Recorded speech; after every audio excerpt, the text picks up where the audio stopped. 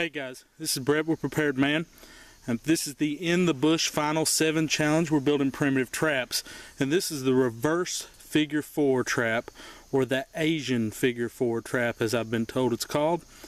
This trap is not a deadfall trap, it's under spring tension. If you'll look, my pole's jammed under this old discarded buck end of a log off of a logging trail. It's got about 25-30 pounds of force on it. I'll show you the components real quick. We're going to look at a couple of things about alignment and setup, and then we're going to set this bad boy off.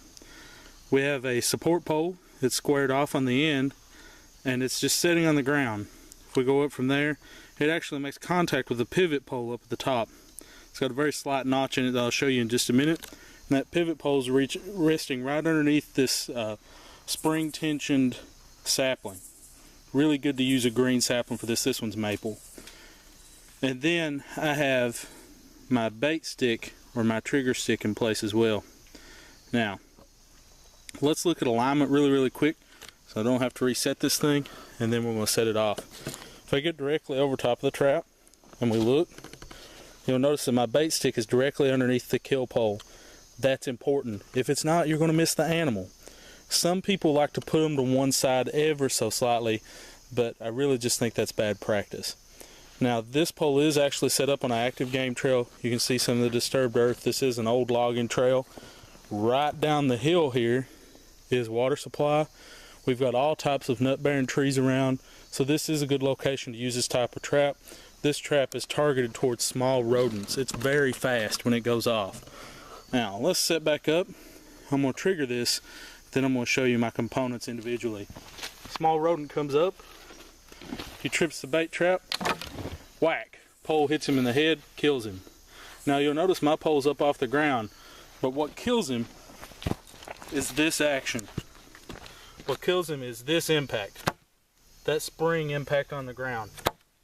Now, let me get reset and I'll show you a couple of components.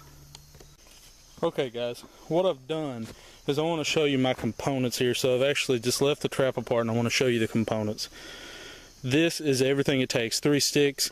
You'll notice my first tip, I've planed a little notch in here. That's for the bottom of my bait stick to rest on. See how it sets on that as a shelf? Doesn't serve any purpose. A lot of people don't do that, but I have noticed, at least in my usage of this trap, it helps to have that little shelf there. So I have planed that little bitty shelf in there.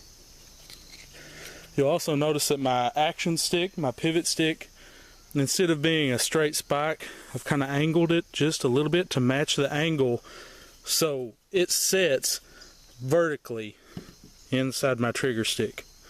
I think that just helps my action be a little crisper. So this is what this trap looks like, and I've missed one last piece I want to show you really quick. This is the trap when it's set up. Let me zoom out a little bit here. This is the trap when it's set up. Tension pole sets on top.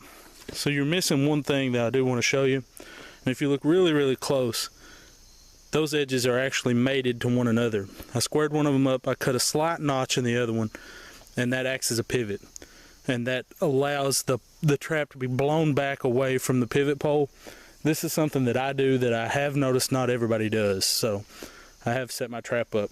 This is the best way to set it. I'm going to show you really quick. I've already got my whole trap put together. I'm holding it in place just by squeezing on this. I'm going to make sure my bait stick's setting good. Everything's good and seated so it doesn't roll out on me. Because I'm going to put it under the spring pole. And it's going to have enough pressure on it, you know, I could bruise my hand, maybe break my hand in some situations. So I'm just going to get it here.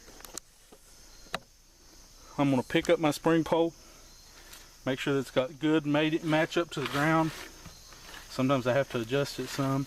I've used this one a couple times, so I'm going to adjust it a little bit.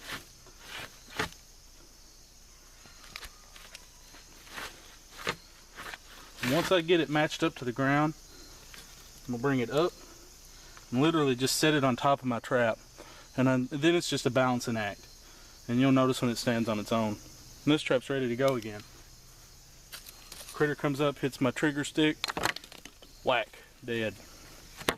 And that is the reverse figure 4 trap. Alright guys, we're going to set up for a couple more traps. Stick with me.